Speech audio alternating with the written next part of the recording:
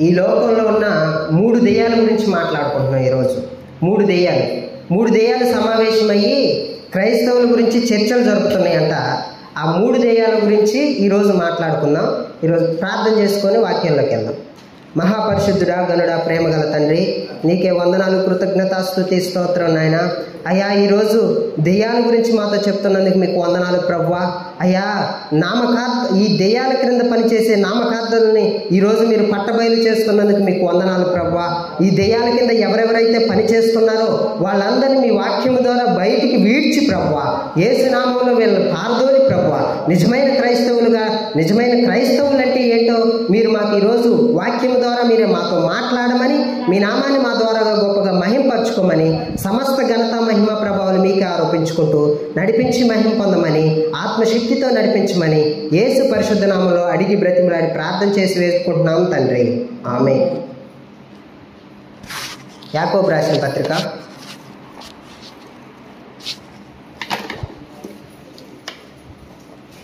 3 రకాల దెయ్యాలు ఉన్నాయంట. అవి సమావేశం జరుపుకొని క్రైస్తవ్యాన్ని ఎలా కూలగొట్టాలి అనే సమావేశం పెట్టుకున్నాయంట 3 దెయ్యాలు. ఆ 3 దెయ్యాల్లో అయితే ఈ దెయ్యాలకు తెలుసు దేవుడు ఎవరో. ఎవరికి తెలుసు? ఈ దెయ్యాలకు తెలుసు. కానీ నామకార్థంగా ఉండే క్రైస్తవులకి తెలియదు.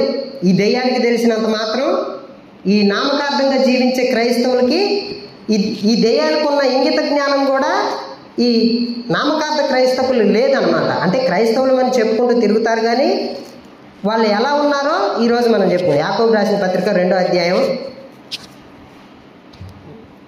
17వ వచనం నుంచి. అలాగే విశ్వాసము క్రియలేనిదైతే అది ఒంటిగా ఉండి మృతమైనదగును. అయితే ఒకడు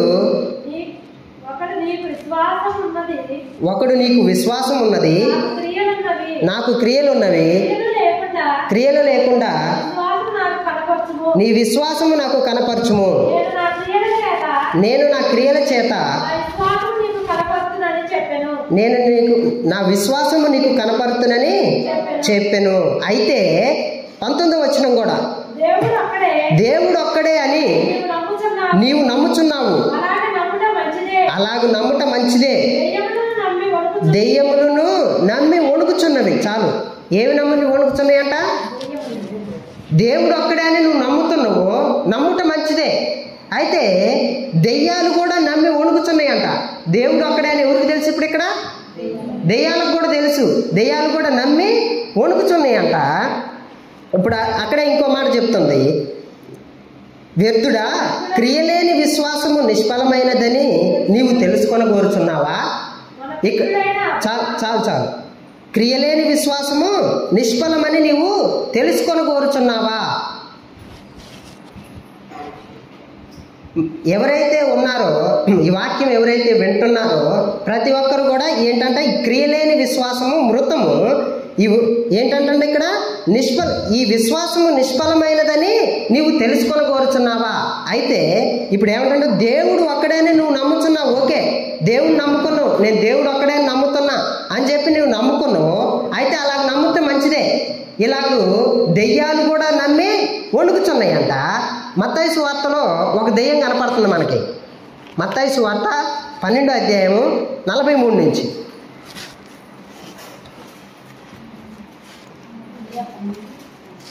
మత్తయి సువార్త 12వ అధ్యాయము. అపవిత్రాత్మ ఒక మనిషిని వదిలిపోయిన తర్వాత అది విశ్రాంతి వెతుకుచు నీరు లేని చోట్ల తిరుగుచుండును. విశ్రాంతి దొరకనందున నేను వదిలి వచ్చిన నా ఇంటికి తిరిగి వెళ్ళుదుననుకొని వచ్చి ఆ ఇంట ఎవరునూ లేక అది ఊడ్చి అమర్చి ఉండుట చూచి వెళ్ళి తనకంటే చెడ్డవైన మరి 7 దెయ్యాలను వెంటబెట్టుకొని వచ్చును. అవి దానిలో ప్రవేశించి అక్కడనే కాపురముండును. ఏమని చెబుతాడు? ఒకళ్ళు దేవుడు నమ్ముతున్నారు, దేవుడు ఒక్కడే నమ్ముతున్నారు. నమ్మి విశ్వసిస్తున్నారు. తన హృదయంలో ఇప్పుడు ఏం చేసిండు? ఊడ్చి సమకూర్చి అన్ని మొత్తం క్లీన్ చేసుకుంటూ హృదయాన్ని అయితే ఆ హృదయాన్ని దేనితో నింపలేదు. ఈ వదిలిపెట్టిన దెయ్యం ఏదైతే ఉందో, ఈ హృదయంలో నుంచి బయటకు వెళ్ళిన దెయ్యం ఏదైతే ఉందో అది ఏం చేస్తుందంటే ఉత్తిగుండట్లా నీరు లేని చోట్లంతా తిరిగి వస్తుంది. ఈ హృదయంలో ఏమీ లేని చూసి, అంటే ఈ ఇల్లు అంతా ఊడ్చి సమకూర్చి నీట్గా ఉంది అని చెప్పి ఈ ఇంట్లోకి ఎలా ప్రవేశిస్తుందంట? ఇంకొక 7 దెయ్యాలను సమకూర్చుకొని ఆ హృదయంలో ఆ ఇంటిలోకి ప్రవేశించి అక్కడే కాపురం ఉంటుందంట. ఇలాగ ఒక దెయ్యం ఉంటుంది. ఎట్లా? ఇంతకుముందైతే ఒక పాపాన్ని విడిచిపెట్టును, ఈ హృదయంలో ఉన్నదంతటిని ఏం చేసినావు? క్లీన్ చేసుకున్నావు. ఇప్పుడు నువ్వు దేంతో నింపుకోవాలా? దాంతో నింపుకోవాలా? అయితే నువ్వు పాపంతో నింపుకుంటే అది దెయ్యాల గృహం అయింది. ఇప్పుడు వాక్యం అనే నీటితో నువ్వు ఆ హృదయాన్ని నింపుకుంటే, దెయ్యానికి స్థలం లేకుండా ఆ హృదయాన్ని నువ్వు నింపుకొని ఉంటే దెయ్యం వస్తుందా? నిండి ఉండటం చూస్తే అది లోపలికి వస్తుందా? వచ్చి చూసిద్ది, అమ్మ ఈ హృదయాన్ని ఇంటిని వాక్యంతో నింపుకుంటూ మనకు ప్లేస్ లేదని చెప్పేసి ఈ దెయ్యం పారిపోద్ది. ఇది ఒక రకం దెయ్యం అనమాట.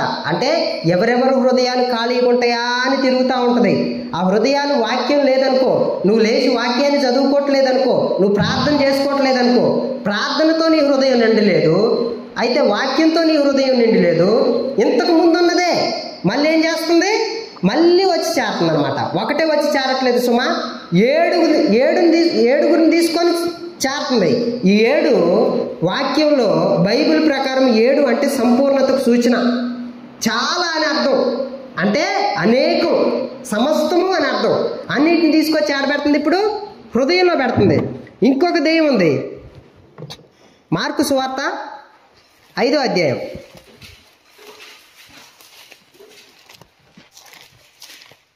మార్కు సువార్త 5వ అధ్యాయం మొదటి నుంచి. వారు సముద్రమునకు అద్దరినున్న గెరసేనులకు దేశమునకు వచ్చిరి. ఆయన దోణి దిగగానే అపవిత్రాత్మ పట్టిన వాడొకడు సమాధులలో నుండి వచ్చి ఆయనకు ఎదురుపడెను. వాడు సమాధులలో వాసము చేసిన వాడు సంఖ్యలతోనైనను ఎవడును వాడిని బంధింపలేకపోయిరి. చాలు. ఇక్కడ ఒక అపవిత్రాత్మ, ఒక దెయ్యం పట్టిన వాడు ఉన్నాడు. వాడిని సంఖ్యలతో కూడా ఎంత కట్టినా కూడా ఆ కట్టలను దింపుకొని పోతున్నాడు అనమాట. ఆధ్యాత్మికంగా చూసుకుంటే ఈ దేంతో కట్టి వేసినాడు ఈ వ్యక్తి?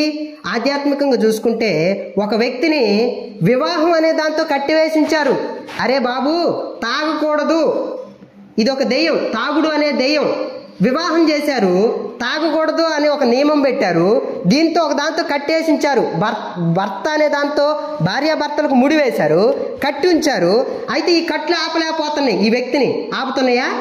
తెంపుకొని పోతుండు తాగటానికి, తెంపుకొని పోతుండు వ్యభిచరించడానికి, తెంపుకొని పోతుండు ఈ దుర్వ్యసనాలకు లోనయ్యి, ఈ తాగుడు, మందు, వ్యసనాలు, రకరకాలమైన వీటన్నిటికీ లోనయ్యి ఏది కూడా ఈ సంఖ్యల చేత వీళ్ళని బంధించలేకపోతున్నాయి, తెంపుకొని వెళ్ళిపోతుండు. అయితే 7వ వచనము, అదే దెయ్యం ఇప్పుడు భయపడుతుంది. ఎవరిని చూసి భయపడుతుంది? 5వ అధ్యాయం 7వ వచనం. యేసు సర్వోన్నతుడైన దేవుని కుమారుడా, నాతో నీకేమి? నన్ను బాధపరచుమని దేవుడు నీ పేరట నీకు ఆనబెట్టుచున్నాడని బిగ్గరగా కేక వేసెను. ఎందుకనగా ఆయన అపవిత్రాత్మ ఆ మనిషిని విడిచిపోమ్మని వానితో చెప్పెను. మరియు ఆయన నీ పేరేమని అడగగా వాడు నా పేరు సేన అని చెప్పెను. అయితే ఈ వ్యక్తులే ఇప్పుడు ఎంతమంది చేరారు? ఇందాక మనం విన్నాం, హృదయాన్ని ఊడ్చి సమకూర్చి ఇంటిని అంతటిని శుభ్రం చేసిండు. శుభ్రం చేసిన ఈ యొక్క హృదయంలోకి ఎన్నొచ్చి చేరినాయి? 7 దెయ్యాలు వచ్చినాయి. 7 అంటే సంపూర్ణతకు సూచన. అన్ని దెయ్యాలు వచ్చి సమకూడి ఇందుట్లో ఉన్నాయి హృదయంలో. ఈ హృదయంలో ఇప్పుడు ఎంతమంది ఉన్నారంట? సేన అనే దెయ్యం, చాలా రకరకాల దెయ్యాలు ఈ హృదయంలోకి వచ్చి చేరినాయి. తాగుడు అనే దెయ్యం, దుర్వ్యసనాలు అనే దెయ్యం, అబద్ధాలు అనే దెయ్యం, రకరకాల దెయ్యాలు వచ్చి కూడి ఈ వ్యక్తిని సంకెళ్ళ చేత బంధిస్తున్నారు. దేనితో బంధిస్తున్నారు? ఒక భార్యాభర్తల బంధం అనే దాంతో బంధిస్తున్నారు, ఒక అన్న చెల్లెల బంధంతో బంధిస్తున్నారు, ఒక కొడుకు తల్లి అనే బంధంతో బంధిస్తున్నారు. తల్లి ఏం చేస్తుంది? కొడుకుతో అరే నాన్న తాగకూడదురా అని చెప్పి ఒట్టు పెట్టుకుంటుంది, ప్రమాణం చేయించుకుంటుంది. ఈ యొక్క కట్టు దీంతో బంధించింది, ఈ సంఖ్యలతో బంధించింది. ఇవి ఆపుతున్నాయి ఆ వ్యక్తిని. అమ్మ మాట వింటుండా, నాన్న మాట వింటుండా, తాగకూడదురా నాన్న అని చెప్పి ఈ యొక్క బంధుత్వాన్ని ద్వారాగా నిన్ను కట్టేస్తే దీన్ని తెంపుకొని పోయి ఆ దుర్వ్యసనాలతో ఆ స్నేహితులతో కలిసి తాగటానికి నువ్వు ప్రారంభిస్తున్నావు. రకరకాలుగా దుర్వ్యసనాలకు లోనయ్యి ఎన్ని ఉన్నాయంటే ఇప్పుడు ఇందులో ఈ హృదయం అనే గృహంలో చాలా దెయ్యాలు ఉన్నాయంట. ఈ దెయ్యాలని ఇప్పుడు ఏమంటాడో, సర్వోన్నతుడైన దేవుని కుమారుడా నాతో నీకేమైనా పనే? క్రీస్తు యేసు ప్రభుకి దెయ్యాలకి ఏమైనా పని ఉందా? క్రీస్తుకు బెలియాలకి ఏమైనా సంబంధం ఉందా? ఇప్పుడు దేవుడితో నువ్వు సఖ్యత కలిగి ఉన్నప్పుడు లోక సంబంధమైన విషయాలతో నీకేం పని? లోక సంబంధమైన వ్యర్థమైన బూతులతో నీకేం పని? లోక సంబంధమైన వ్యర్థమైన వ్యసనాలతో నీకేం పని? లోక సంబంధమైన వ్యర్థమైన ఈ అశ్లీలమైన మాటలతో నీకేం పని అని, నాతో నీకేం పని? దెయ్యంతో దేవుడికి పని లేదు. ఈ దెయ్యాన్ని నీలో కూర్చుకుంటే దేవుడు నీ హృదయంలో లేనట్టే కదా. నీ హృదయంలో వాక్యం అనే దేవుడు లేనప్పుడు నీ హృదయంలో గూడు కట్టుకొని ఉన్నది ఏంటిది? సేన అనే దెయ్యం. ఈ దెయ్యం రకరకాలు, ఎన్ని రకాలుగా పోల్చొచ్చో. వ్యర్థమైన సినిమాల పాటలు కావచ్చు, వ్యర్థమైన సినిమాలు కావచ్చు, సినిమా నాటికలు కావచ్చు, లేకపోతే వ్యర్థమైన ఈ ముసలమ్మ ముచ్చట్లు కావచ్చు. ఈ లోక సంబంధమైనది ఏదైతే ఉందో దేవుడికి బదులుగా నువ్వు ఏదైతే పెడతావో ఇదంతా వచ్చి ఇప్పుడు ఎక్కడ చేరుతుంది? నీ హృదయంలో చేరుతుంది. ఇప్పుడు ఈ హృదయంలో చేరిన దాని పేరేంటంటే సేన. చాలా ఉన్నాయి దెయ్యాలు. ఇవన్నీ వచ్చి కూడితే దేవుడు ఏమంటాడంటే, ఇప్పుడు ఈ దెయ్యాలు ఈ వ్యక్తిలో నుంచి వెళ్ళాలి అంటే బ్రతిమలాడుకుంటున్నాయి, గడగడ వణుకుతున్నాయి. వణికి భయపడి, ప్రభువా ఈ దెయ్యాలు ఇందులోంచి మేము వెళ్ళాలని నువ్వు ఆజ్ఞాపిస్తున్నావు కదా, వెళ్ళాలని అంటే ఇక్కడి నుంచి అక్కడ పందుల గుంపు ఒకటి మేస్తుంది, ఆ పందుల గుంపులోకి మమ్మల్ని పంపించమని ఇవి వేడుకుంటున్నాయి దెయ్యాలు. అప్పుడు వేడుకునేటప్పుడు దేవుడు ఏమని చేస్తాడు? సరే మీరు అడిగిన ప్రకారమే మిమ్మల్ని ఎక్కడ పంపిస్తున్నా? పందుల గుంపులోకి పంపించిండు. అక్కడ ఎన్ని ఉన్నాయంట? 2000కు పైగా 2000 ఉన్నాయట. 2000 సంఖ్య గల మంద ప్రపాతము నుండి సముద్రపు దారిన వాడిగా పరిగెత్తుకొని పోయి సముద్రంలో పడి ఊపిరి తిరగక చచ్చెను. ఈ పందులు కూడా మోయలేకపోతున్నాయి. ఈ యొక్క దెయ్యాలను ఏం మోయలేకపోతున్నాయి? పందులకి ఇష్టం లేదు. ఈ పంది యొక్క స్వభావం ఏంటంటే మురుగు కంపులో పడి దొరలటమే దాని పని. కానీ ఈ దెయ్యాన్ని దానిలో చేర్చుకోలేకపోతుంది. అంటే ఈ చెడు వ్యసనం అనే దాంట్లో చేర్చుకోలేకపోతుంది.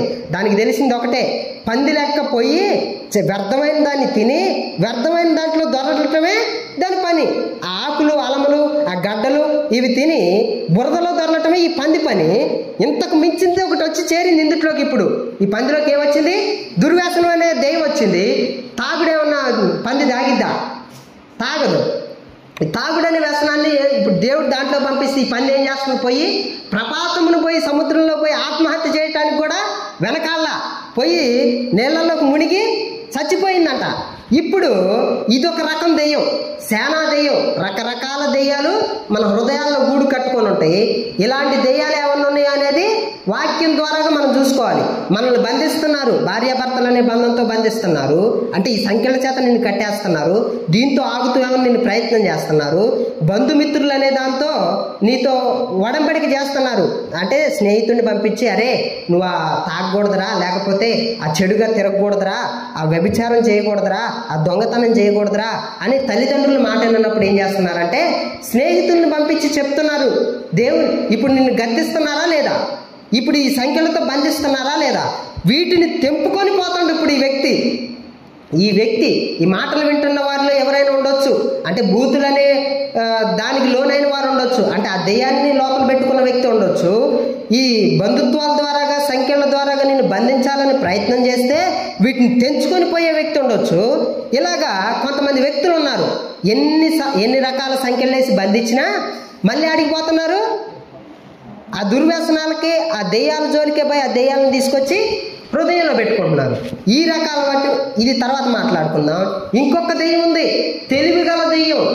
ఇప్పుడు 2 రకాల దెయ్యాలు అయిపోయినాయి.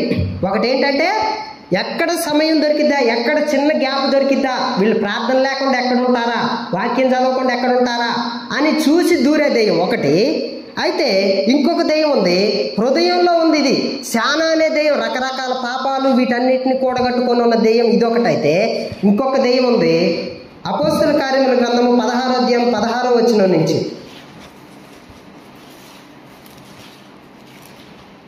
అపోస్తల కార్యముల గ్రంథము 16వ అధ్యాయము. మేము ప్రార్థనా స్థలమునకు వెళ్ళుచుండగా పుతోను అను దెయ్యము పట్టినదై సోద చెప్పుట చేత తన యజమానులకు బహు లాభము సంపాదించుచున్న ఒక చిన్నది మాకు ఎదురుగా వచ్చెను. ఆమె పౌలును మమ్మును వెంబడించి, ఈ మనుషులు సర్వోన్నతుడైన దేవుని దాసులు, వీరు మీకు రక్షణ మార్గము ప్రచురించు వారనై ఉన్నారని కేక వేసి చెప్పాను. చాలు. ఏమని చెబుతుందంట దెయ్యం? వీళ్ళు సర్వోన్నతుడైన దేవుణ్ణి అనుసరించే యొక్క సేవకులు, వీళ్ళు మీకు దేన్ని చూపెడతారు? రక్షణ మార్గాన్ని చూపెడతారు. ఎవరు చెబుతున్నారు ఈ మాట? పుతోను అని దెయ్యం పట్టిన ఆ చిన్నది చెబుతుంది. అంటే ఆ చిన్నది చెప్పట్లేదులే కానీ ఆ చిన్నదానిలో ఉన్న దెయ్యం చెబుతుంది. ఏమని చెబుతుంది? ఈ సేవకులు ఎవరంటే ఈ సేవకులు సర్వోన్నతుడైన దేవుడి గురించి చెప్పేవారు. వీళ్ళు మీకు రక్షణ మార్గాన్ని చూపెడతారని ఎవరు చెబుతున్నారు? ఇప్పుడు సువార్త ఎవరు చెబుతున్నారు? దెయ్యం చెబుతుంది. ఇలాగ దెయ్యాల బోధలు చేసేవాళ్ళు చాలా మంది ఉన్నారు. వీళ్ళు ఏ దెయ్యాలు పట్టుకొని ఉన్నారంటే ఇప్పుడు చూడు ఏమని చెబుతుంది ఇక్కడ. మేము ప్రార్థనా స్థలంలోకి వెళ్ళుచుండగా పుతోను అనే దెయ్యము పట్టినదై సోద చెప్పుట చేత తన యజమానులకు బహులాభము సంపాదించుచున్న ఒక చిన్నది మాకు కనపడిను. ఏం సంపాదిస్తుందంట? లాభం సంపాదిస్తుంది. సోది చెబుతుంది. ఇప్పుడు దేవుని వాక్యం పట్టుకొని సోది చెప్పేవాళ్ళు ఉన్నారు చాలా మంది. ఏం చెప్పటానికి? దేనికి? లాభం సంపాదించడానికి. దేవుని వాక్యం పట్టుకొని అద్దీసురా, ఎంత తీసురా, నీకు ఆస్తి ఎంత ఉంది, నీ ఆస్తిని బట్టి నీకు దశమ భాగం అనే దెయ్యం కూడా ఇక్కడ ఉంది. ఏం దెయ్యం ఉంది? దశమ భాగం అనే దెయ్యం పట్టిన వాళ్ళు ఉన్నారు కొంతమంది. అయితే మనము కృపాకాలంలో ఉన్నాం. మనము ఈ దశమ భాగం చెల్లించేది అంటే ఒక భూమి ఉంది, నీకు శిస్తు కట్టాలి, అది నువ్వు చెల్లించాల్సిందే. అవునా కదా? నువ్వు చెల్లించాలి. అయితే ఇజ్రాయేలీల ప్రజలకి ధర్మశాస్త్రం ప్రకారం ఒక నియమం ఉంది, వాళ్ళు చెల్లించాలి ఈ దశమ భాగాన్ని. ఇప్పుడు కృపాకాలంలో కూడా దశమ భాగం గురించి చెల్లించాలని పట్టుబట్టి ఉండే వాళ్ళు ఉన్నారు కొంతమంది. వీళ్ళు ఏ దెయ్యం పట్టున్నారు? పుతోను అనే దెయ్యం పట్టిన వాళ్ళు ఉన్నారు కొంతమంది. లాభం సంపాదించుకోవడం కోసం ఏం చెబుతున్నారు వీళ్ళు? నాకు ఇంత పట్టుకురా, నువ్వు ఇంత పట్టుకు రాకపోతే నీకు దేవుడి స్థానం లేదు, దేవుడి ఆశీర్వాదం నీకు రాదు, దేవుడు నిన్ను శపిస్తాడంట. ఏం చేస్తాడు? దేవుడు శపించేవాడా? అట్లనే అక్కడ ఉందా? లేదు. అయితే వీళ్ళు పుతోను అని దెయ్యం పట్టిన వాళ్ళు లాభం సంపాదించుకోవడానికి ఏం చేస్తున్నారు? ప్రజల మీద భారం పెడుతున్నారు. కానుకని దశమ భాగాల కిందకి మార్చి దశమ భాగం పట్టుకురమ్మని పీడించుకు తినే దెయ్యాలను పట్టిన వాళ్ళు కూడా ఈ సమాజంలో ఉన్నారు. దేవుడికి ధనానికి అసలు పొంతనే లేదు, దాన్ని కనెక్షన్ పెట్టడానికి వీలు లేదు. దేవుడేమన్నా లేనివాడా?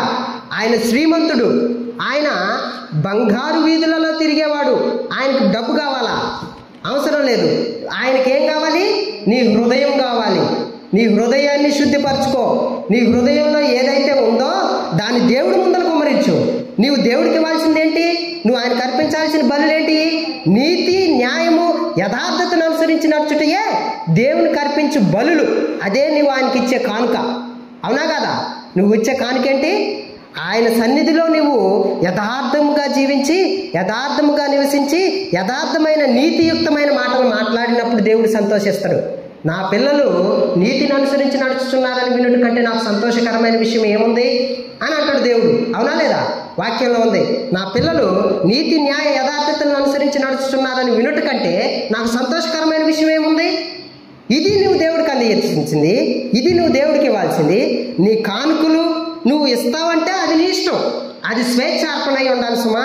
బలవంతాన్ని తీసుకొచ్చి నువ్వు జుట్టు పట్టుకొని వచ్చి నువ్వు అర్పించాల్సిందే అని ఇదైతే ఎవరైతే ప్రకటిస్తారో వీళ్ళు దొంగలు. వీళ్ళెవరు? పుతోను అనే దెయ్యం పట్టిన వాళ్ళు. ఏం పట్టిన వాళ్ళు వీళ్ళు? పుతోను అనే దెయ్యము పట్టిన వాళ్ళు. వీళ్ళు లాభం సంపాదించుకునేవాళ్ళు.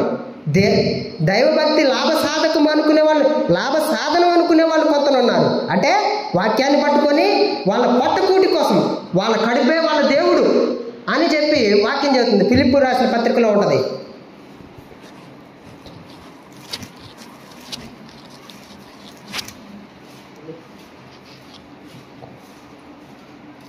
ఫిలిప్పులో రాసిన పత్రిక 3వ అధ్యాయం 19వ వచనం.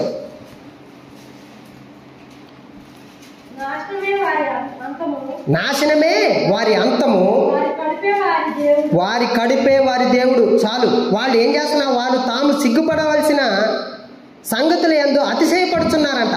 ఏం చేస్తున్నారు వీళ్ళు? సిగ్గుపడాల్సిన విషయం అందు అతిశయపడుతున్నారు. వీళ్ళైతే వీళ్ళ కడుపు ఏంటంట? వాళ్ళ కడుపే వాళ్ళకి దేవుడు. దేవుడు మన నుంచి ఏం ఆశిస్తాడు అనేది విషయం చెప్పరు వీళ్ళు. ఏమని చెప్తారా? నీకు హృదయ శుద్ధి కావాలని చెప్పి నేను గద్దించరు. ఆశీర్వాదాలంటే అనేక మంది పరిగెడతారు. ఏమిటి? దేవుడు నిన్ను ఆశీర్వదిస్తాడంటే ఉరుకులు పెడతారు. దేవుడు నీకు ధన నిధులు, ఆకాశపు తూములు తెరిచి నీకు ధనాగారాలను నింపుతారంటే అక్కడ కురుకులు పెడతారు. దేవుడు నీ హృదయాన్ని శుద్ధి చేసుకోమంటాడు. నీకు హృదయ శుద్ధి కావాలి, మాట శుద్ధి కావాలి, కళ్ళ శుద్ధి కావాలి, చేత శుద్ధి కావాలి, నడవడిక శుద్ధి కావాలి. ఈ శుద్ధి కావాలని కోరితే వాళ్ళకి అక్కడ వస్తారా? ఒక్కడు కనపడడు అక్కడ. ఎందుకు కనపడతారు? ఇక్కడ ఏముంది? ఇక్కడ దేవుణ్ణి అనుసరించి నడిచే వాళ్ళ దగ్గర శుద్ధంగా నడవాలి కాబట్టి వీళ్ళ దగ్గరికి రారు. ఆశీర్వాదాలు కుమ్మరించే వాళ్ళ దగ్గర కురుకులు పెడతారు. నీ హృదయ శుద్ధి కావాలి, నీ కానుకలు నాకు అనవసరం, నువ్వు ఇచ్చే డబ్బులు నాకు అనవసరం, నువ్వు యథార్థంగా దేవుడి సన్నిధిలో జీవించాలి అనేది వారి దగ్గర నడుస్తారా? నడవరు. నీవు దశమ భాగాలదే, కానుకలదే, చందాలదే, ఇంకేముంది? నీ పొలంలో నువ్వు పండిన దాన్ని తీసుకురా, లేకపోతే నువ్వు చేసే జాబులోంచి తీసుకురా. ఇలాగ తీసుకొస్తే దేవుడు నిన్ను ఆశీర్వదిస్తాడు. ఇలాగ పుతోను దెయ్యం బట్టి వాక్యాన్ని అడ్డం పెట్టుకొని వాళ్ళ యొక్క పొట్టలను అంటే వాళ్ళ కడుపులు నింపుకునే వారి దగ్గరికి ఉరుకులు పెడుతుంటారు. కాబట్టి వీళ్ళేంటంట? వీళ్ళు చాలా తెలివిగల దెయ్యం. ఇది ఏం చెబుతుంది? వీళ్ళు సర్వోన్నతుడైన దేవుని మార్గం నీకు ప్రకటించేవాళ్ళు. ఈ రక్షణ నీ దగ్గరకు వస్తుంది అంటే వీళ్ళని అనుసరించి నడిస్తే నీకు రక్షణ ఉంది. ఇప్పుడు ఈ దెయ్యం ఏం చెబుతుందంటే, చాలా తెలివిగా ఏం చెబుతుందంటే, నువ్వు క్రీస్తుని నమ్ముకొని ఉన్నావు, నువ్వు నమ్ముకొని ఉంటే చాలు, నువ్వు నమ్ముకొని బాప్తిజం తీసుకొని నీ ఇష్టానుసారంగా నడిస్తే చాలు, ఇట్లా నడిస్తే నీకు రక్షణ వస్తుందని చెప్పేసి ఈ దెయ్యం చాలా తెలివిగా చెప్తుందనమాట. ఈ దెయ్యం ఏం చెబుతుంది? నువ్వు బాప్తిజం తీసుకున్నావు, దేవుడి సన్నిధిలో వాక్యం చదువుతున్నావు, చాలు, ఇంకెందుకు నీకు ప్రార్థన అవసరం లేదు. చాలా చక్కగా నీ ఇష్టం వచ్చినట్టు బూతులు మాట్లాడుకోవచ్చు, నీ ఇష్టానుసారంగా తిరగవచ్చు, నీ వ్యర్థమైన వ్యసనాలన్నింటినీ అనుసరించవచ్చు. ఎందుకంటే నువ్వు రక్షణ పొందుకొని ఉన్నావుగా. నీ ఇష్టం వచ్చినట్టు నువ్వు తిరగవచ్చు, నీ ఇష్టం వచ్చినట్టు నువ్వు ఉండొచ్చు అని చెబుతుంది ఈ దెయ్యం. కాకపోతే దేవుడు ఏమంటాడంటే, నీతి న్యాయ యథార్థతలను అనుసరించి నడుచుటయే దేవుడు కల్పించు బలులు. తీతు రాసిన పత్రిక 1వ అధ్యాయం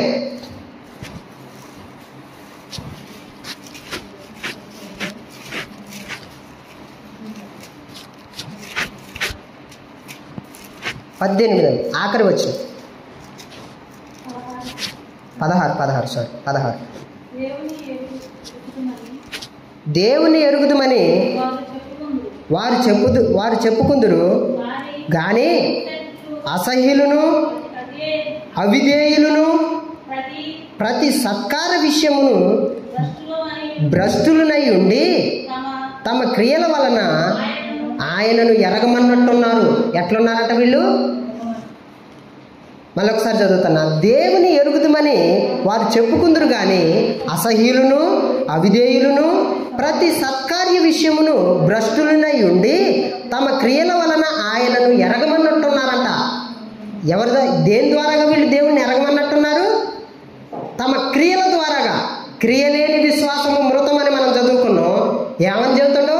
నీ క్రియలేని విశ్వాసము, నీ విశ్వాసము క్రియలేనిదైతే ఆ విశ్వాసం ఏంటంట? మృతం అయిపోయింది.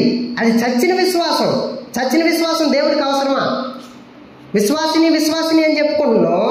ఆ నోట్లో ఇంత పెట్టుకుంటున్నావు బంగారం. ఏం బంగారం అది?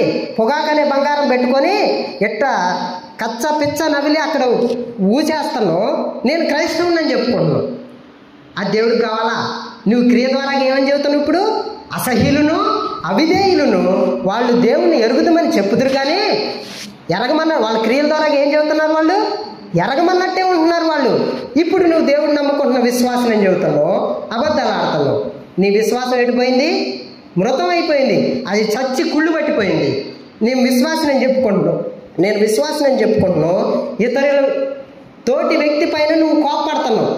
ఏం చేస్తున్నావు? తోటి వ్యక్తి పైన నువ్వు కోపపడుతున్నావు. కోపపడినప్పుడు నువ్వేం చేస్తున్నావు? దేవుడు నీ ఒక్కడి కోసమే దేవుడు శిలువలో మరణించిండా?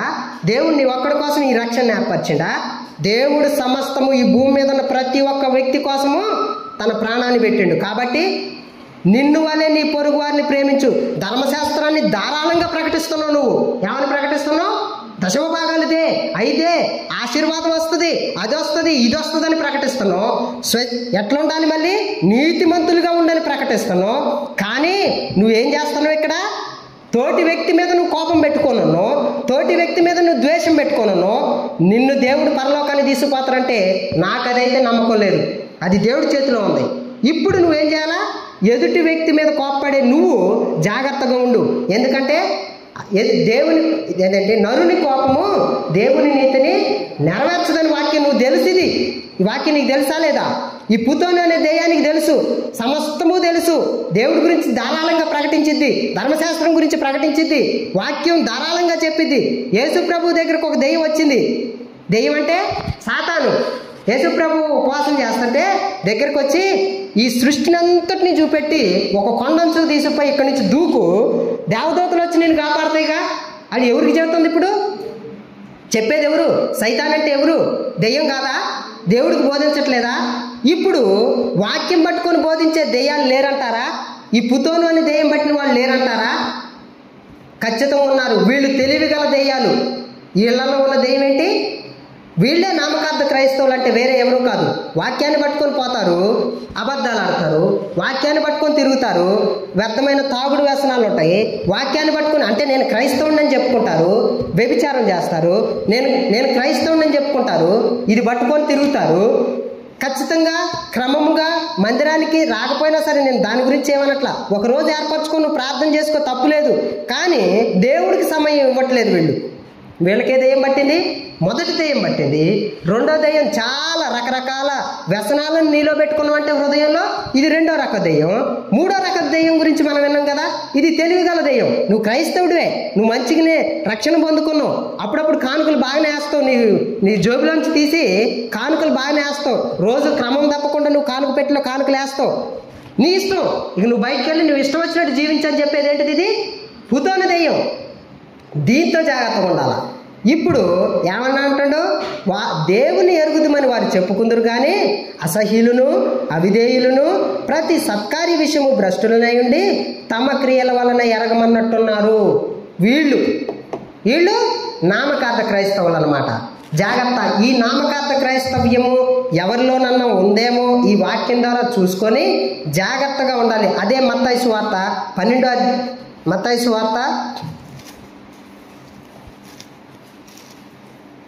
మార్కు సువార్త 5వ అధ్యాయం 15వ వచనం నుంచి.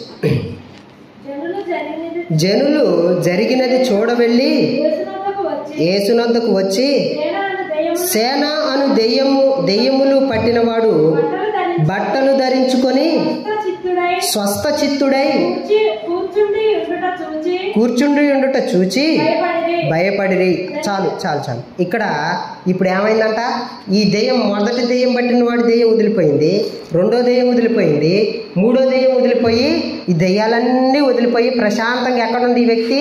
అప్పుడు దాకా ఆధ్యాత్మిక వస్త్రాలు లేవు ఆ బ్రదర్కి. ఏం లేవు? ఆధ్యాత్మిక వస్త్రాలు లేవు. తెల్లని వస్త్రం, అది దేవుడు మనకి ఇచ్చే వస్త్రము. దాని మీద మచ్చ మరక పడకుండా చూసుకునే బాధ్యత ఎవరిది? అది మనదే. ఈ వస్త్రాలు లేవంటే ఇక్కడ చదువుతున్నారు వాక్యం. ఏమనుంది అక్కడ? జనులు జరిగినది చూడవెళ్ళి యేసునొద్దకు వచ్చి సేనాను దెయ్యములు పట్టినవాడు బట్టలు ధరించుకొని స్వస్థ చిత్తుడై కూర్చుండి ఉండట చూచి భయపడిరి. దేనికి భయపడుతున్నారంటే వీళ్ళు ఇప్పుడు నిన్నటిదాకా ఈ వ్యక్తి ఏం చేసిండు, తాగుబోతుగా తిరిగి రోడ్లెంబడ దొర్లుతూ తిరిగినా కూడా పట్టించుకోలేదు. నిన్నటిదాకా ఈ వ్యభిచారి చేసుకుంటూ తిరుగుతున్నా, అబద్ధాలు మాట్లాడుతున్నా, తాగుతున్నా కూడా ఈ వ్యక్తిని ఏం మాట్లాడలేదు. నిన్నటిదాకా వ్యర్థమైన తిరుగుళ్ళన్నీ తిరిగాడు, ఈ వ్యక్తిని ఏం మాట్లాడలేదు. కానీ ఇప్పుడు ఏం చేస్తుండో, యేసు ప్రభు దగ్గరకు వచ్చింది ఈ వ్యక్తి, వాక్యాన్ని పట్టుకున్నాడు. వాక్యాన్ని పట్టుకొని స్వస్థ చిత్తుడై మందిరంలో కూర్చున్న వ్యక్తి జోలికి వస్తున్నారు వీళ్ళు. ఎవరి జోలికి వస్తున్నారు? స్వస్థచిత్తుడు అయిందా లేదా? వీళ్ళలో ఉన్న దెయ్యాలన్నీ వదిలిపెట్టిపోయినాయా లేదా? ఇప్పుడు దేవుడి మందిరంలో, దేవుడి సన్నిధిలో, ఆయన పాదాల సన్నిధిలో కూర్చొని, ప్రభువా నీవు నన్ను స్వస్థపరిచావు, నా హృదయంలో ఉన్న గూడు కట్టుకొని ఉన్న దెయ్యాలన్నింటినీ తరిమివేశావు, ఇప్పుడు ఆధ్యాత్మికంగా నాకు తెల్లని వస్తువు, ఈ వస్త్రాన్ని ధరింపజేశావు. ఇప్పుడు ఎక్కడ కూర్చొని ఉన్నాడు ఈయన? యేసు ప్రభు పాదాల దగ్గర కూర్చొని ఉన్నది. ఈ వ్యక్తిని చూసి వీళ్ళు భయపడుతున్నారంట. ఇప్పుడు దాకా తాగిన వ్యక్తిని చూసి భయపడలేదు, తిరిగిన వ్యక్తిని చూసి భయపడలేదు, వ్యర్థమైన మాటలు మాట్లాడే వ్యక్తిని చూసి భయపడలేదు. ఎవరిని చూసి భయపడుతున్నారు? ఇప్పుడు స్వస్థ చిత్తుడై ఉన్న వ్యక్తిని చూసి భయపడుతున్నారు. భయపడి తర్వాత జరిగినది చూచిన వారు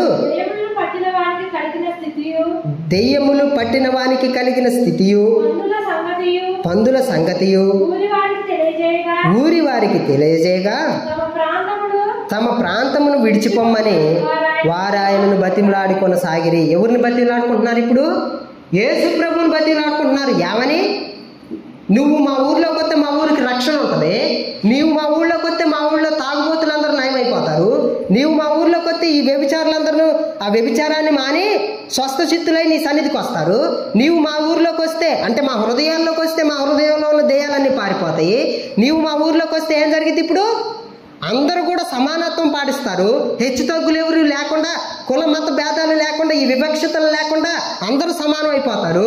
అప్పుడు ఈ రాజకీయ నాయకులు ఏం భయపడుతున్నారు? ఇప్పుడు వీళ్ళు అందరూ సమానం అయిపోతే మేము ఈ కులాల ద్వారాగా మేము సంపాదించుకోలేమే, ఈ మతాల ద్వారాగా మేము లబ్ధి పొందలేమే అని దేనికి భయపడుతున్నారు వీళ్ళు? దేవుడి సన్నిధికి వచ్చి చూసిన వ్యక్తిని చూసి భయపడుతున్నారు. ఇది ఈ రకం మనుషులు కొంతమంది ఉంటారు. కాబట్టి ఇప్పుడు ఈ వ్యక్తి ఎలా వచ్చిండు?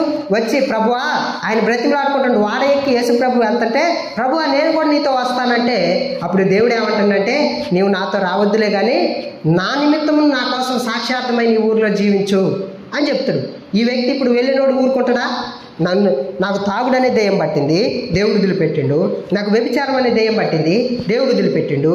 నాకు దుర్వ్యసనం అంటే మత్తు పానీయముల యొక్క ఈ యొక్క దెయ్యం పట్టింది, దేవుడు నన్ను వదిలిపెట్టిండు. ఈ యొక్క దాని నుంచి నన్ను విడిపించిండు. ఇంకా వ్యర్థమైన సినిమాలు చూసే ఇది ఉంది నాకు, ఆ దెయ్యం పట్టింది నాకు, దాని నుంచి విడిపించిండు. రకరకాల వ్యర్థమైన వాటన్నిటిని చూసి, అంటే పరస్త్రీని మోహించే యొక్క దెయ్యం నాలో ఉంది, దీని నుంచి నన్ను విడిపించిండు. రకరకాల దెయ్యాలు పట్టిన నన్ను ఏం చేసిండు? దేవుడు విడిపించిండు. ఈయనతో నేను పోదాం అనుకున్నా, కానీ ఈయన ఏమంటాడు నాతో? చనిపోయినప్పుడు నువ్వు ఎలాగో నాతో ఉంటావని ఈ దేవుడికి తెలుసు. కాబట్టి అప్పుడు దాకా నువ్వేం చేయాలి? ఈ భూమి మీద నువ్వేం చేయాలా? దేవుడికి సాక్షాత్తంగా జీవించాలా. ఎంతకాలం నువ్వు చెడు వ్యసనాలతో తిరిగి నువ్వు, అంటే ఈ యొక్క చెడు స్నేహితులతో తిరిగి నువ్వు వ్యభిచరించి నువ్వు, అబద్ధం ఆడి నువ్వు, మోహపు చూపులు చూసి నువ్వు, సినిమాలు చూసి నువ్వు, వ్యర్థమైన కాలక్షేపాలన్నింటినీ చేసి నువ్వు దేవుడికి దూరంగా ఉండి, ఇప్పుడు నువ్వేం చేయాలా? ఈ స్వస్థచిత్తుడు అయి ఉండి ఈ యొక్క దేవుడిచ్చిన ఈ మహిమా వస్త్రం ధరించుకొని, తెల్లని వస్త్రం ధరించుకొని, ఆయన సాక్షార్థమై నీతి న్యాయ యథార్థతను అనుసరించి నడవాలి. ఇదే దేవుడు మన నుంచి కోరేది. ఈ రకాల దెయ్యాలు ఉన్నాయి అన్నమాట. దేవుని ఇంకా ఉన్నాయి, రకరకాల దెయ్యాలు ఉన్నాయి. అందులోంచి 3 దెయ్యాల గురించి మనం చెప్పుకున్నాం అన్నమాట. ఈ 3 దెయ్యాలు కూడుకొని భలే తెలివిగా ఎలాగ మాట్లాడుకుంటున్నాయి, ఏమని మాట్లాడుకుంటున్నాయి. ఒక దెయ్యం ఫస్ట్ ఏమని లేచి అంటుంది, దేవుడే లేడు, యేసు ప్రభువే పుట్టలేదని చెబితే బాగుంటుంది కదా అని ఈ మనుషులందరినీ ప్రలోభ పెడితే సరిపోద్దని ఫస్ట్ దెయ్యం అంటుంది. రెండో దెయ్యం లేచింది. రెండో దెయ్యం లేచి యేసు ప్రభు పుట్టలేదని ఆ దెయ్యం చేస్తే ఈ దెయ్యం అంటుంది, ఆధారాలు ఏమున్నాయి, పుట్టడానికి ఏమన్నా దేవుడు పుట్టినని ఆధారం ఏముంది, అవి చూపించమని అడుగుతుంది. 3 తెలివిగల దెయ్యం లేచి ఏమంటుంది? ఈ దెయ్యం ఏమంటుందంటే, దేవుడు పుట్టిండనే చెప్దాము, దేవుడు ఉండనే చెప్దాము, ఆయనను నమ్ముకుంటే రక్షణ ఉందని చెప్దాము, ఆయన మార్గంలో నడిస్తే నిత్య జీవం ఉందని చెప్దాము. అయితే ఇంకొకటి మార్చి చెబుదాం. ఏమని చెబుదాం? దేవుణ్ణి నమ్ముకోండి, దేవుడి దగ్గరకు పోండి, ఆదివారం మందిరంలో ప్రార్థన చేసుకోండి, భక్తి పరులాగా నాటకాలు వేయండి. కానీ దేవుని మందిరాన్ని దాటంలోనే ఇక మీ ఇష్టం. ఎట్లా? మీ ఇష్టం వచ్చినట్టు అబద్ధాలు ఆడండి, మీ ఇష్టం వచ్చినట్టు బూతులు మాట్లాడండి, మీ ఇష్టం వచ్చినట్టు తిరగండి, ఏం కాదు అని చెబుతుంది ఈ తెలివి గల దెయ్యం. ఇలాగంటే ఈ క్రైస్తవాన్ని అంటగట్టవచ్చు. ఇలాంటి స్వభావం కలిగిన వారు ఎవరంటే వీళ్ళు నామకార్థ క్రైస్తవం ముసుగు వేసుకున్న వాళ్ళు. నేను క్రైస్తవుని అని చెప్పుకుంటారు, అబద్ధాలు ఆడతారు. నేను క్రైస్తవుని అని చెప్పుకుంటారు, బూతులు మాట్లాడతారు. నేను క్రైస్తవుని అని చెప్పుకుంటారు, వాక్యం సరిగ్గా చదవరు. నేను క్రైస్తవుని అని చెప్పుకుంటారు, ప్రార్థన సరిగ్గా ఉండదు. నేను క్రైస్తవుని అని చెప్పుకుంటారు, దేవుడికి సమయం ఇవ్వక ఈ లోక సంబంధమైన వ్యర్థమైన వాటన్నిటికీ సమయాన్ని ఇస్తారు వీళ్ళు. ఈ రకపు వాళ్ళే నామకార్థపు క్రైస్తవులు. ఇది తెలివిగల దెయ్యం. ఏంటంట? ఈ తెలివిగల దెయ్యం కింద పనిచేసే నామకార్థ క్రైస్తవుల గురించి దేవుడు ఈరోజు మనతో మాట్లాడుతాడు. ఏమని మాట్లాడతాడు? తెలివిగల దెయ్యం కింద పనిచేసే వాళ్ళు వీళ్ళు, పుతోలు దెయ్యం కింద పనిచేసే వాళ్ళు వీళ్ళందరూ, వాక్యాన్ని పట్టుకుని నడిచే వాళ్ళందరూ వాక్యానుసారంగా నడవరు వీళ్ళు. వాక్యాన్ని అయితే పట్టుకుంటారు కానీ వాక్యాన్ని పక్కన పెట్టి ఈ కోపము, ద్వేషము, పగలు, కక్షలు, కార్పణ్యాలు, ఈ రకరకాల సేన అనే దెయ్యాన్ని హృదయంలో పెట్టుకొని వాళ్ళ ఇష్టం వచ్చినట్టు నడిచే వాళ్ళు ఈ తెలివిగల దెయ్యం పట్టిన వాళ్ళు. ఈ దెయ్యం నుంచి తప్పించుకొని యథార్థంగా దేవుడి సన్నిధిలో నిజమైన క్రైస్తవులుగా జీవించాలని ఈరోజు దేవుడు మనల్ని వాక్యం ద్వారా హెచ్చరిస్తాడు. అదే తీతు రాసిన పత్రికలో మొదటి అధ్యాయంలో ఏమనంటాడో, వాళ్ళు దేవుణ్ణి నమ్ముకున్నామని మేము చెప్పుదురే కానీ దేవుడు మాకని తెలుసని చెప్పుకుంటారులే కానీ వీళ్ళ కార్యాలు అంటే వీళ్ళ క్రియల ద్వారాగా ఏమని చెప్తున్నారు? వీళ్ళు దేవుణ్ణి ఎరగమన్నట్టున్నారంట. జాగ్రత్తగా చూసుకోవాలి. మనలో ఎవరైనా ఇటువంటి దెయ్యం పట్టిన వాళ్ళు ఎవరైనా ఉన్నారేమో, మనల్ని మనం వాక్యపు దృష్టిలో అంటే వాక్యపు వెలుగులో మనల్ని మనం చూసుకుంటే మనలో ఈ రకపు దెయ్యాలు ఏమన్నా ఉన్నాయేమో చూసి దేవుడి సన్నిధిలో ప్రార్థన చేసుకొని, ప్రార్థన చేసినప్పుడు ఆ దెయ్యం మన నుంచి విడిపోద్ది. దేవుడి సన్నిధిలో మనం ఏం చేస్తాం? అప్పుడు మహిమ వస్త్రం ధరించుకొని దేవుడి సన్నిధిలో నిశ్చింతగా ఏ భయము లేకుండా హాయిగా ఉంటాం అన్నమాట. దేవునికి ప్రార్థన చేసుకున్నాం. విన్న వాక్యాన్ని బట్టి ప్రార్థన చేసుకున్నాం. ఒకసారి నుంచోండి, ప్రార్థన చేసుకున్నాం. మహాపరిశుద్ధుడా, గనుడా, ప్రేమగల తండ్రి, నీకే వందనాలు, కృతజ్ఞత, స్తుతి, స్తోత్రం నాయన. ఈరోజు 3 రకాల దెయ్యాల గురించి మాట్లాడుకోవడానికి గల కృపను అనుగ్రహించినందుకు మీకు వందనాలు ప్రభువా.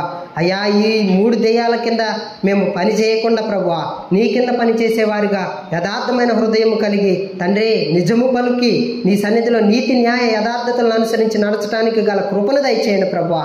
ఈ పుతోను అనే దెయ్యము పట్టి తెలివిగల దెయ్యం పట్టిన వారిగా మేము ఉండకుండా, దుర్వ్యసనాలకు లోనై ఉండకుండా, నిన్ను విడిచి తిరిగేవారిగా మమ్మల్ని ఉండనీయకుండా ప్రభువా, ఈ 3 రకాల దెయ్యాల నుంచి మమ్మల్ని తప్పించి, దుష్టు నుంచి మమ్మల్ని తప్పించి, నీ నామానికి మహిమకరంగా, నీ ఉన్నతమైన నామాన్ని ఘనపరిచే విధంగా తండ్రి నీ సన్నిధిలో నీతి, న్యాయ, యథార్థతలను అనుసరించి నడుచుకుంటూ మా క్రియల ద్వారాగా నిన్ను ఘనపరిచేవారిగా మమ్మల్ని అయ్యా నడిపించమని సమస్త ఘనత, మహిమ, ప్రభావాలు మీకు ఆరోపించుకుంటూ ఈ విన్న వాక్యాన్ని బట్టి ఈ వాక్యపు వెలుగులో మమ్మల్ని చూసుకొని ప్రభువా, మాలో ఈ రకపు దెయ్యాలు ఏమన్నా ఉన్నాయేమో వాటన్నిటి నుంచి దూరంగా మమ్మల్ని జరిపి నీ సన్నిధికి దగ్గరగా మమ్మల్ని హత్తుకోమని యేసు పరిశుద్ధ నామంలో అడిగి బ్రతిమలాడి ప్రార్థన చేసి వేడుకుంటున్నాం మా పరమ తండ్రి.